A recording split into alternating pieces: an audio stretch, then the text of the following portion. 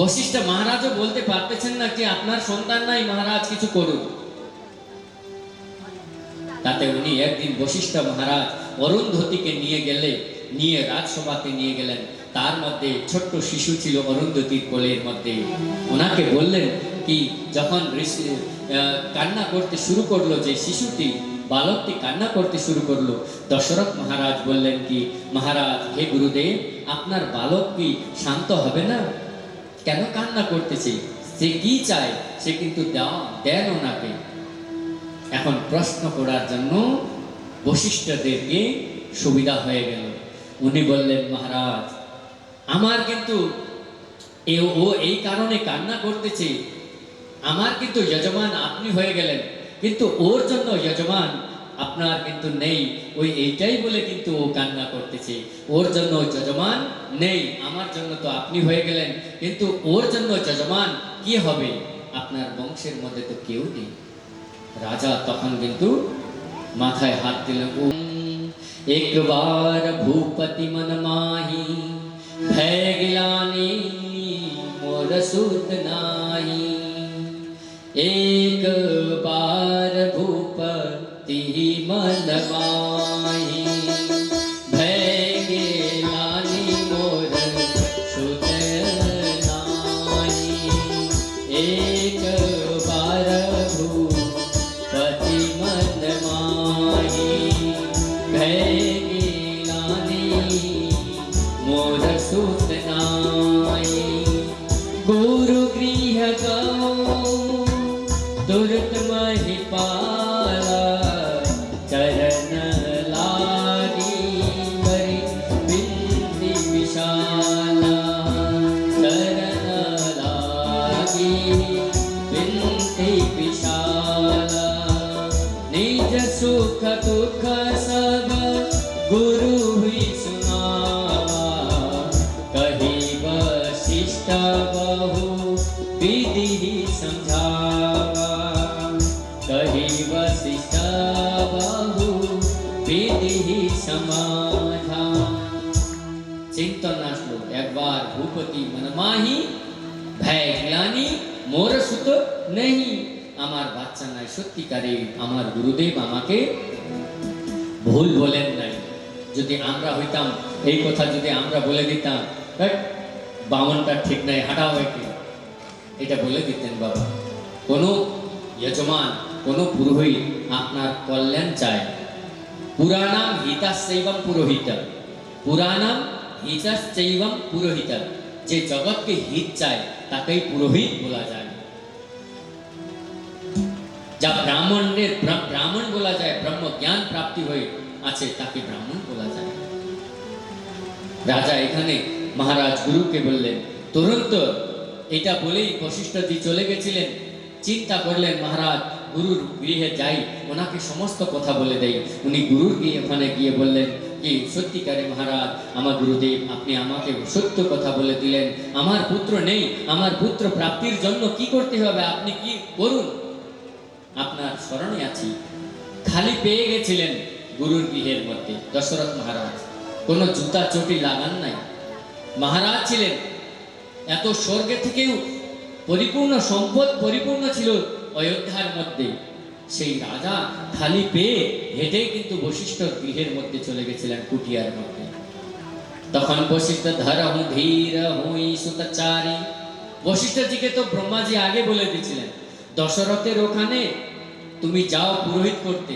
পুরোহিত কিন্তু বশিষ্ঠজি করতে চান নাই, ব্রহ্মাজি বলে দিয়েছিলেন তুমি যাও। কেন চাও না তুমি পুরোহিত করতে? কিন্তু আমি ভগবানের ভক্ত হইতে চাই, ভগবানকে পাইতে চাই। তো ভগবানই তো পাবো ওখানে গিয়ে। কেন, কিভাবে? দশরথ এই কুলের মধ্যে ভগবান মানে নররূপে আসবেন, তাই নাকি? এত সহজ ভগবান পাইতে?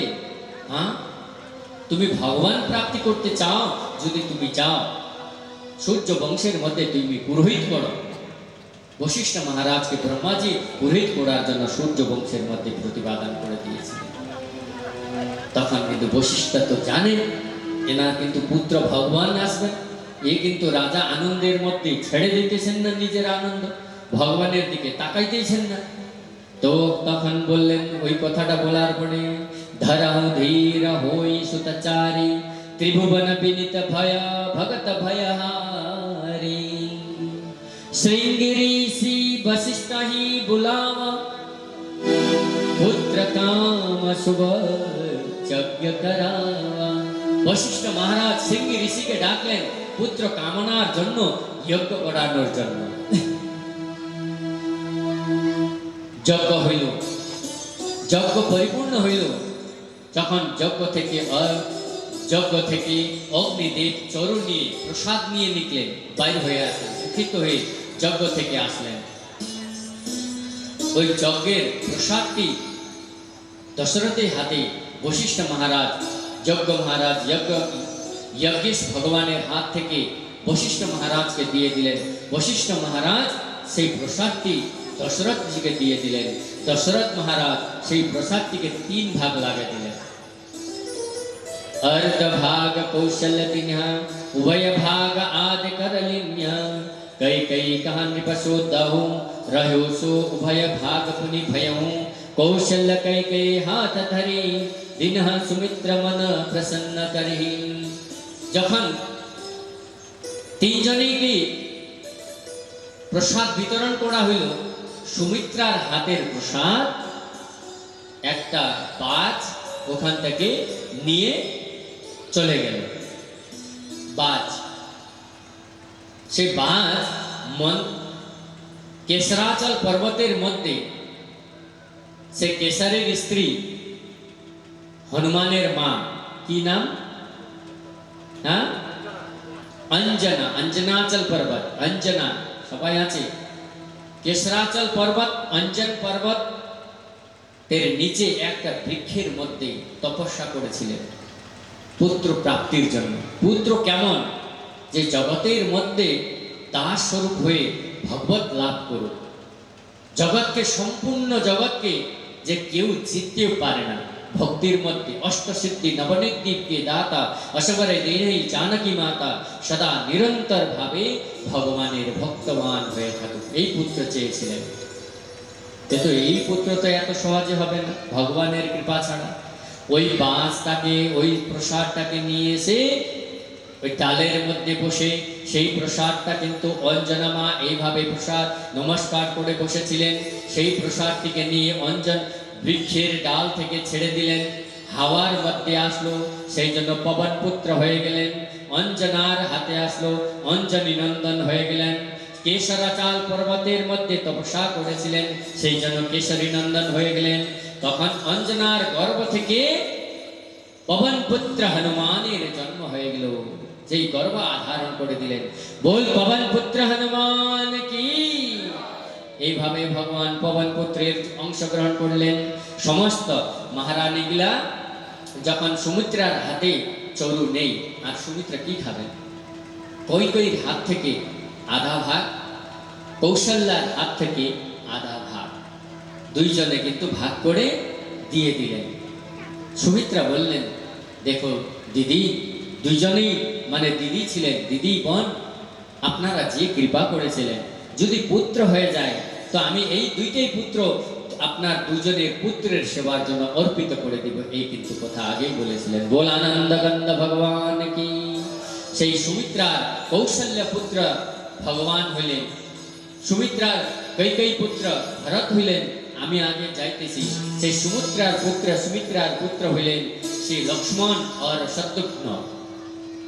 আসুন ভগবানের দিব্য লীলার জন্য সময় আসলো।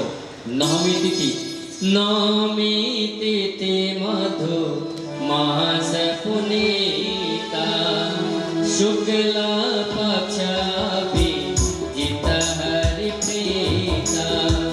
নবমী তিথি, তালি বাজাবেন না, ভগবান আসতেছেন, কাজে লাগতে হবে। এখানে অনেক কাজে লাগছেন, আমরা শুধু নয়, জগতের সারা কাজে লাগছে। নবমী তিথি মধু মাস পুনীতা, শুক্লা পক্ষ বিজিত হরি প্রিতা। আমরা 27টা লিঙ্গা করছি না, 27টা তোরণ করছি না আমরা। 27টা ঝান্ডা আছে না আমাদের এখানে, 27টা নক্ষত্র, 28টা নক্ষত্র হয়ে মূলত 28টা নক্ষত্র থাকে। তার মধ্যে 28টা নক্ষত্রটা কে? 27টা অশ্বিনী, ভরণী, কৃতিকা, রোহিণী, মৃগশিরা, আরাদ্রা, পুনর্বসু, অশ্লেষা, দিকে, এগুলা 27টা নক্ষত্র হইলেন। 28টা নক্ষত্র মানে কে? 28টা নক্ষত্র স্বয়ং ভগবান এই যে এখানে আছেন। সেজন্য 28টা লিঙ্গ লাগবে না, আমাদেরকে 27টাই লাগবে। সেই মধুমাস, নবমী তিথি, চৈত্র মাস শুক্লপক্ষ, হ্যাঁ, নবমী তিথি, নবমী তিথি মধু মাস পুনীতা, শুক্ল পক্ষ বিজিত হরি প্रीता, মধ্য দিবসাতি শীতল ঘামা, পাবন কাল লোক বিশ্রাম। মধ্য দিবস আছে, মধ্য দিবস আছে, মধ্য দিবস আছে, কিন্তু সিমসিম হালকা মধুর মধুর বায়ু চলতেছে আজকের মতন। দেখুন তো এখানে বায়ু কত সুন্দর চলতেছে। মধ্য দিবসাতি সরিতা পুনীতা, মধ্য দিবসাতি শীতল ঘামা, পাবন কাল লোক বিশ্রাম। সারা লোক বিশ্রাম করেছিলেন তখন। মধ্য দিবস আছে। নিজা যখন দেখলেন কৌশল্যার মার মধ্যে, রুমের মধ্যে যখন দেখলেন ভগবান চতুর্বিভূবে হয়ে রূপে, কৌশল্যা মাতা নিজে নিজের রুমের মধ্যে, গৃহের মধ্যে, নিজের নিজের কুটিয়ার মধ্যে বসেছিলেন, তখন কিন্তু তখন দিব্য শরীরের ছটা নিয়ে চতুর্ভুজী রূপী ভগবান ওখানে প্রকট হয়ে গেলেন। বিপ্রধেনু সুরসন্তহিতা লিহ মনুজাবতার, নিজ ইচ্ছা নির্মিত তনু মায়া সগুণ পার। ভগবান দানবদেরকে মারার জন্য আসে নাই, কিসের জন্য আসছেন? বিপ্রধেনু সুরসন্তহিতা নিমিলিন মনুজাবতার, নিজ ইচ্ছা নির্মিত তনু মায়া গুণ গোপাল। ভগবান নিজের ইচ্ছায় কিন্তু দেহ ধারণ করেন। পাঞ্চভৌতিক দেহ কিন্তু ভগবানের নয়, এটা ভুল করবেন না। ভগবানের লীলা দিব্য থাকবে, দিব্য। ভগবানের লীলা দিব্য থাকবে। সে ভগবানের লীলার কর্ম নয়, সেটা লীলা। নিজে ইচ্ছা বলা আছে, নিজ ইচ্ছা নির্মিত তনু। ভগবানের নিজের ইচ্ছার কারণে দেহ ধারণ করেন, পাঞ্চভৌতিক দেহ ধারণ করেন না। কৌশল্যা মার ওখানে দেখলেন দিব্য চতুর্ভুজী রূপী ভগবান প্রাকট্য হয়ে গেলেন, দিব্য বড় ভগবান।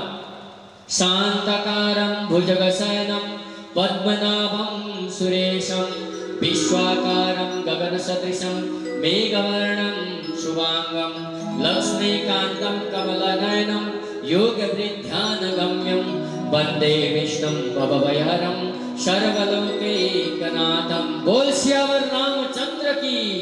भय प्रकट कृपाल दीन दयाल कौशल्या हितकारी, भय प्रकट कृपाल दीन दयाल कौशल्या हितकारी, भय प्रकट कृपा